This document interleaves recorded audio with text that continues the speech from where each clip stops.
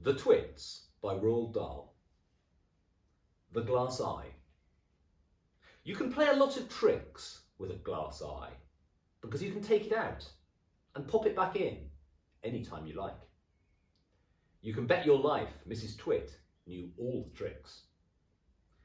One morning she took out her glass eye and dropped it into Mr. Twit's mug of beer when he wasn't looking. Mr. Twit sat there drinking the beer slowly.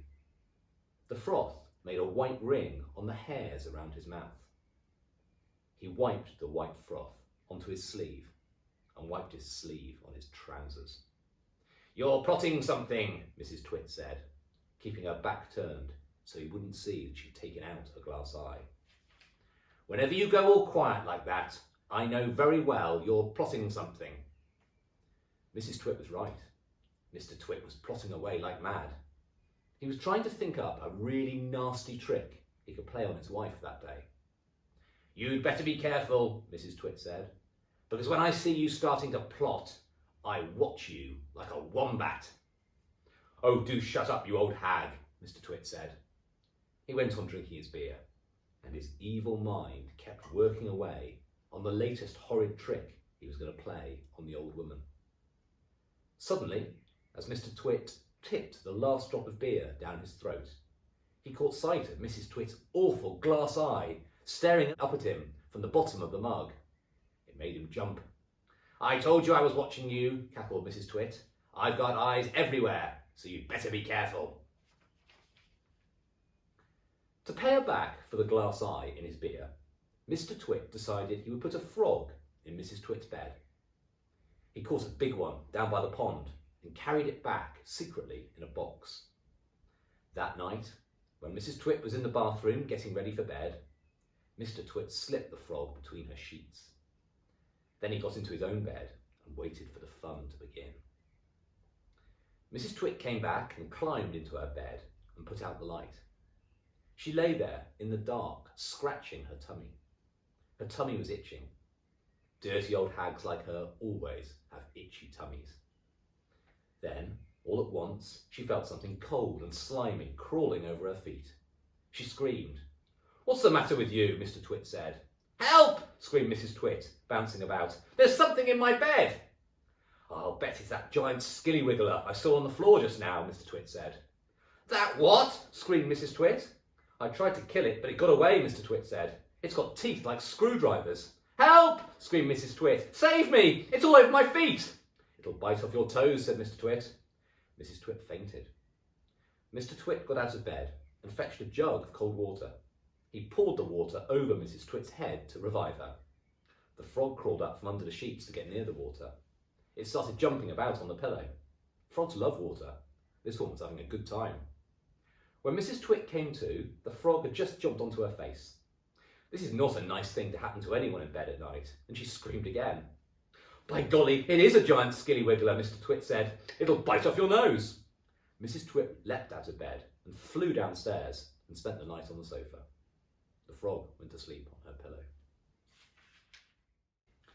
The next day, to pay Mr. Twit back for the frog trick, Mrs. Twit sneaked out into the garden and dug up some worms. She chose big long ones and put them in a tin and carried the tin back to the house under her apron. At 1 o'clock, she cooked spaghetti for lunch, and she mixed the worms in with the spaghetti, but only on her husband's plate. The worms didn't show because everything was covered with tomato sauce and sprinkled with cheese. "Hey, my spaghetti's moving!" cried Mr. Twit, poking around in it with his fork. "It's a new kind," Mrs. Twit said, taking a mouthful from her own plate, which of course had no worms. "It's called squiggly spaghetti. It's delicious. Eat it up while it's nice and hot." Mr. Twit started eating, twisting the long tomato-covered strings around his fork and shoveling them into his mouth. Soon there was tomato sauce all over his hairy chin. "It's not as good as the ordinary kind," he said, talking with his mouth full. "It's too squishy." "I find it very tasty," Mrs. Twit said. She was watching him from the other end of the table. It gave her great pleasure to watch him eating worms. "I find it rather bitter," Mr. Twit said. "It's got a distinctly bitter flavour. Buy the other kind next time." Mrs. Twit waited until Mr. Twit had eaten the whole plateful. Then she said, "You want to know why your spaghetti was squishy?" Mr. Twit wiped the tomato sauce from his beard with a corner of the tablecloth. "Why?" he said. "And why it had a nasty bitter taste?" "Why?" he said. "Because it was worms!" cried Mrs. Twit, clapping her hands and stamping her feet on the floor and rocking with horrible laughter. To pay Mrs. Twit back for the worms in his spaghetti, Mr. Twit thought up a really clever, nasty trick. One night, when the old woman was asleep, he crept out of bed and took her walking stick downstairs to his workshed. There, he stuck a tiny, round piece of wood, no thicker than a penny, onto the bottom of the stick. This made the stick longer, but the difference was so small, the next morning Mrs. Twit didn't notice it. The following night, Mr. Twit stuck on another tiny bit of wood. Every night he crept downstairs and added an extra tiny thickness of wood to the end of the walking stick. He did it very neatly so that the extra bits looked like part of the old stick. Gradually, but oh so gradually, Mrs. Twit's walking stick was getting longer and longer. Now when something is growing very slowly, it is almost impossible to notice it happening. You, yourself, for example, are actually growing taller every day that goes by. But you wouldn't think it, would you? It's happening so slowly, you can't even notice it from one week to the next. It was the same with Mrs. Twit's walking stick. It was all so slow and gradual that she didn't notice how long it was getting, even when it was halfway up her shoulder. "That stick's too long for you," Mr. Twit said to her one day. "Why, so it is," Mrs. Twit said, looking at the stick. "I've had a feeling there was something wrong, but I couldn't for the life of me think what it was." "There's something wrong, all right," Mr. Twit said, beginning to enjoy himself. "What can have happened?" Mrs. Twit said, staring at her old walking stick. "It must suddenly have grown longer." "Don't be a fool," Mr. Twit said. "How can a walking stick possibly grow longer? It's made of dead wood, isn't it? Dead wood can't grow." "Then what on earth has happened?" cried Mrs. Twit. "It's not the stick, it's you," said Mr. Twit, grinning horribly. "It's you that's getting shorter. I've been noticing it for some time now." "That's not true," cried Mrs. Twit. "You're shrinking, woman," said Mr. Twit. "It's not possible." "Oh, yes, it jolly well is," said Mr. Twit. "You're shrinking fast. You're shrinking dangerously fast. Why, you must have shrunk at least a foot in the last few days." "Never," she cried. "Of course you have. Take a look at your stick, you old goat, and see how much you've shrunk in comparison. You've got the shrinks. That's what you've got. You've got the dreaded shrinks."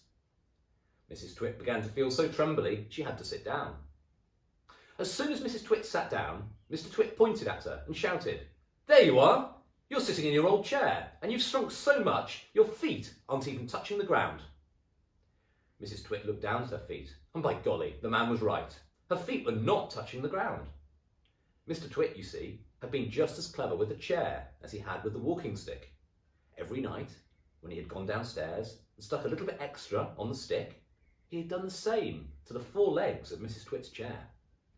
"Just look at you sitting there in the same old chair," he cried, "and you've shrunk so much your feet are dangling in the air." Mrs. Twit went white with fear. "You've got the shrinks," cried Mr. Twit, pointing his finger at her like a pistol. "You've got them badly. You've got the most terrible case of shrinks I've ever seen." Mrs. Twit became so frightened she began to dribble. But Mr. Twit, still remembering the worms in his spaghetti, didn't feel sorry for her at all. "I suppose you know what happens to you when you get the shrinks," he said. "What?" gasped Mrs. Twit. "What happens?" "Your head shrinks into your neck, and your neck shrinks into your body, and your body shrinks into your legs, and your legs shrink into your feet. And in the end, there's nothing left except a pair of old shoes and a bundle of old clothes." "I can't bear it," cried Mrs. Twit. "It's a terrible disease," said Mr. Twit, "the worst in the world." "How long have I got?" cried Mrs. Twit. "How long before I finish up as a bundle of old clothes and a pair of old shoes?" Mr. Twit put on a very solemn face. "At the rate you're going," he said, shaking his head sadly, "I'd say not more than 10 or 11 days. "But isn't there anything we can do?" cried Mrs. Twit. "There's only one cure for the shrinks," said Mr. Twit. "Tell me," she cried. "Tell me, quickly." "We'll have to hurry," said Mr. Twit. "I'm ready. I'll hurry. I'll do anything you say," cried Mrs. Twit. "You won't last long if you don't," said Mr. Twit, giving a grisly grin. "What is it I must do?" cried Mrs. Twit, clutching her cheeks. "You've got to be stretched," said Mr. Twit. Mr. Twit led Mrs. Twit outdoors, where he had everything ready for the great stretching. He had 100 balloons and lots of string. He had a gas cylinder for filling the balloons, and he had fixed an iron ring into the ground. "Stand here," he said, pointing to the iron ring. He then tied Mrs. Twit's ankles to the iron ring. When that was done, he began filling the balloons with gas. Each balloon was on a long string, and when it was filled with gas, it pulled on its string, trying to go up and up.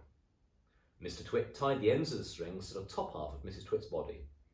Some he tied around her neck, some under her arms, some to her wrists, and even some to her hair. Soon there were 50 coloured balloons floating in the air above Mrs. Twit's head. "Can you feel them stretching you?" asked Mr. Twit. I can, cried Mrs. Twit. "They're stretching me like mad." He put on another 10 balloons, and the upward pull became very strong. Mrs. Twit was quite helpless now. With her feet tied to the ground and her arms pulled upwards by the balloons, she was unable to move. She was a prisoner, and Mr. Twit had intended to go away and leave her like that for a couple of days and nights to teach her a lesson. In fact, he was just about to leave when Mrs. Twit opened her big mouth and said something silly.